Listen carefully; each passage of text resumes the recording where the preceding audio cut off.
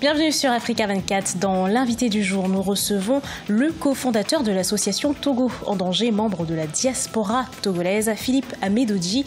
Bonjour. Bonjour.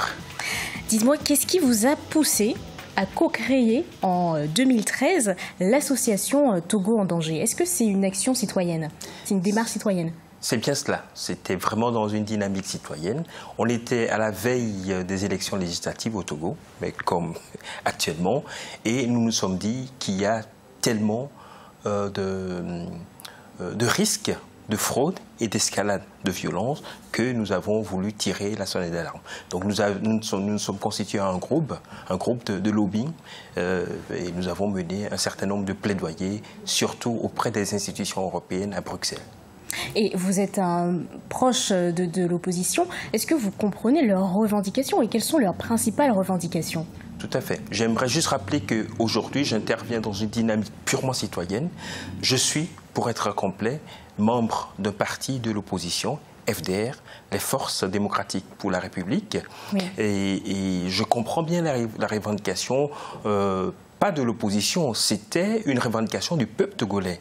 Une revendication lancée le 19 août, il y a un an de cela, réclamant à ce que les dispositions soient prises, c'est-à-dire les réformes soient faites pour permettre une alternance politique pacifique au Togo.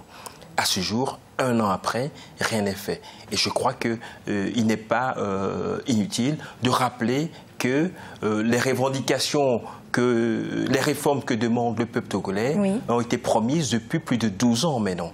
Et vous estimez que les institutions sont bloquées, sont verrouillées? Tout à fait. Il s'agit bien de cela. Il s'agissait du déverrouillage des institutions.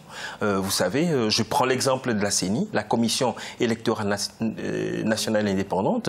Elle est composée actuellement que des représentants du régime en place. Donc, nous donnons aucune garantie. Donc vous estimez que la CENI à l'heure actuelle n'est pas crédible? Du tout, du tout. Elle n'est pas crédible. Et nous estimons d'ailleurs que les actes qui sont posés par la CENI depuis une semaine maintenant devraient être non seulement boycottés par la population, mais également être annulés jusqu'à ce que la CENI, une CENI paritaire, équitable, soit mise en place. Mais de manière globale, quel regard portez-vous sur la crise politique actuelle que traverse votre pays? Vous savez, c'est un pincement de cœur parce que le Togo n'est pas un grand pays et le chef d'État actuel, Faure Gnassingbé, a eu toute la possibilité de donner une autre orientation à ce pays. Nous sommes un pays jeune, Faure est jeune. Au début de son mandat, il avait rappelé que son papa, Yadéman, qui a mené le Togo dans une dictature vraiment avec une main de fer, a promis faire des réformes. Il n'en a pas fait. Vous savez, la réforme historique au Togo, qui a pour nom l'APG, Accord politique global, a été signée depuis 2016. Depuis 2006. Nous sommes en 2016. Ces réformes n'ont pas été menées.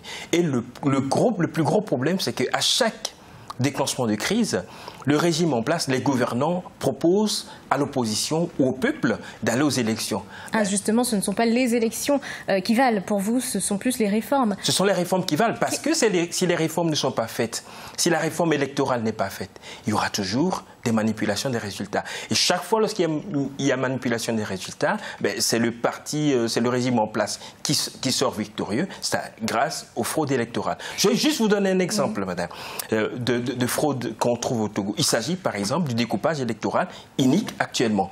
Savez-vous que le régime actuel, majoritaire à l'Assemblée, est arrivé à cette position seulement avec 27% des suffrages exprimés?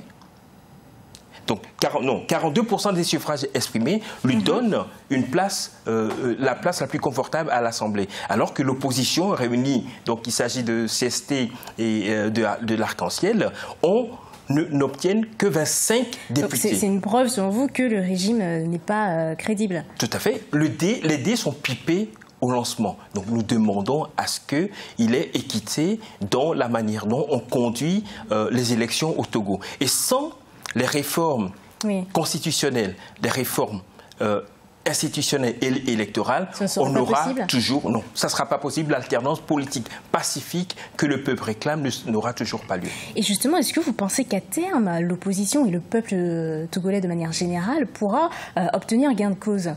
Mais écoutez, c'est la raison pour laquelle nous nous battons. Et je crois qu'avec la conviction des leaders de l'opposition et du monde de la société civile, nous avons de bons espoirs d'y arriver. Vous savez, aucune dictature ne peut résister à la détermination du peuple. Le peuple togolais demande sa libération, et nous l'aurons. Quelles actions allez-vous mettre en place de manière concrète pour y arriver?